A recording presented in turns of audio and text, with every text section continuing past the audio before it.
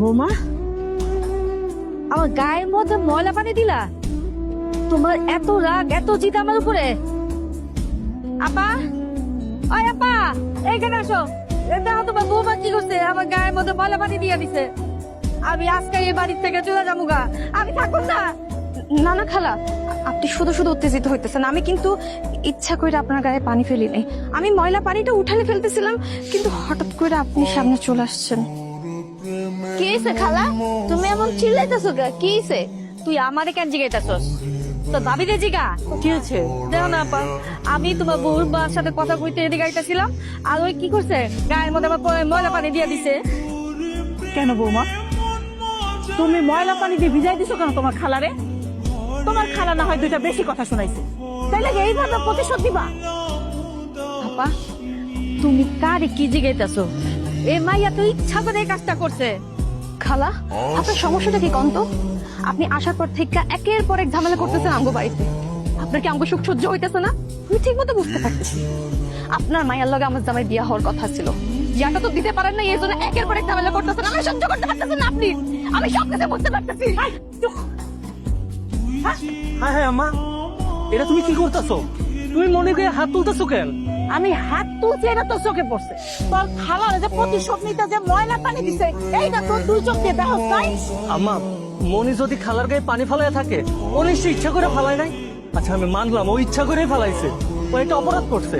ও অপরাধ করলে তুমি আমারে বলতে পারো, আমি তো আছি, আমি ওর স্বামী। ও যদি কোনো দোষ করে থাকে তাহলে আমি ওর বিচার করবো, আমি ওর শাস্তি দিব। তুমি ওর গায়ে হাত তুললা কেন? না আম্মা, তুমি একদমই ঠিক করো নাই। দেখছো আপা, আমি কইছিলাম না তোমার পোলা আর তোমার পোলা থাকবো না। ওর বউর দোষ তো ওর চোখের মধ্যে পড়ে না। কি রে তুই? তোর বউ যে আমার গায়ের মধ্যে ময়লা পানি ফেলাই দিল, তুই কি এটা বিচার করবি না? নাকি এখন বউর পিছে পিছে যায় বউয়ের আসল দেরা ওর রাগ ভাঙাবি? ও আর কি করবো, দেখলি না? আর বউরে কিছুই কম যাইবো না। আর বউরে নাকি আমার মারার কোনো অধিকারই নাই। আম্মা, আমি এটা কখন কইলাম যে তুমি মনিরে শাসন করতে পারবা না, ওরে কিছু কইতে পারবা না? কিন্তু মনি তো আমার ছোট মানুষ না, ও যদি একটা ভুল করে থাকে তাহলে তুমি ওরে বুঝাইয়া কও, তাহলে তো বুঝতে পারে। এটার লেগে কি ওরে মাইরা বুঝাইতে হইব? যাই কও না কেন আম্মা, এই বিষয়টা আমার একদমই পছন্দ হয় নাই। মনির গায়ে হাত তুইলা কামটা তুমি একদমই ঠিক করো নাই। আমি ঠিক করি নাই? আমারে ঠিক বেঠিক শিখাইতেছস? আজকে বউ তোর কাছে প্রধান হয়ে গেল, আমি কিছু না। আজকে তোর আমার কইতে হইব, তার বউ বড় তোকে আমি বড়। হয় তার বউ থাকবো, তাহলে আমি থাকবো। আম্মা, এসব তুমি কি কইতাছো? আমি যা কইতাছি ঠিক কইতাছি। তো এখনই সিদ্ধান্ত নিতে হইব, এই বাড়িতে হয় তার বউ থাকবো, নইলে আমি থাকুম। তার বউ যদি থাকে আমি চলে যাবো। না আম্মা, তোমার কোনো জায়গায় যাইতে হইব না। এ বাড়ির থেকে যদি কারো যাইতে হয় তাহলে মনেই যাইব। আমি তো জানি মনের তোমার পছন্দ না, মনে তোমার কথা মতো সব কাজ কাম করে না, ও তোমার কথা মতো চলে না। তুমি যখন তোমার বোনের মায়া রুমকিরে আমার বিয়া করতে কইছিলা, আমি ওরে বিয়া করি নাই। আমি তোমার মতের বিরুদ্ধে গিয়া মনিরে বিয়া করছিলাম। দোষটা আসলে আমারই। এই বৌমা তো তোমার পছন্দ না, এই কারণে সংসারে সবসময় অশান্তি লেগে আছে। ঠিক আছে মা, এত যেহেতু সমস্যা হইতাছে মনিরে নিয়া আর আমার সংসার নিয়া, আমি একটা সিদ্ধান্ত নিচ্ছি। তুমি একটা কাম করো, তুমি খালার মাইয়া রুমকিরে এক সপ্তাহ লেগে আমগো বাড়িতে নিয়ে আসো।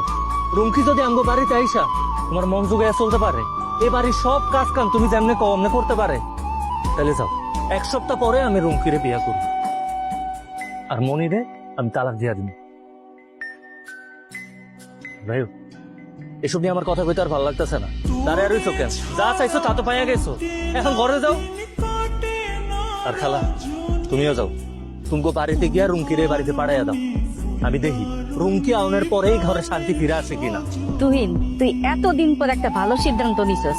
আমি আজকে যায়া রুমকিরে পাঠাই দিতেছি। দেখবি এক সপ্তাহের ভিতরে রুমকি তখন সবার মন জয় করে ফেলাইব। আমি তাড়াতাড়ি যায়া রুমকিরে পাঠাই দিতেছি, ঠিক আছে?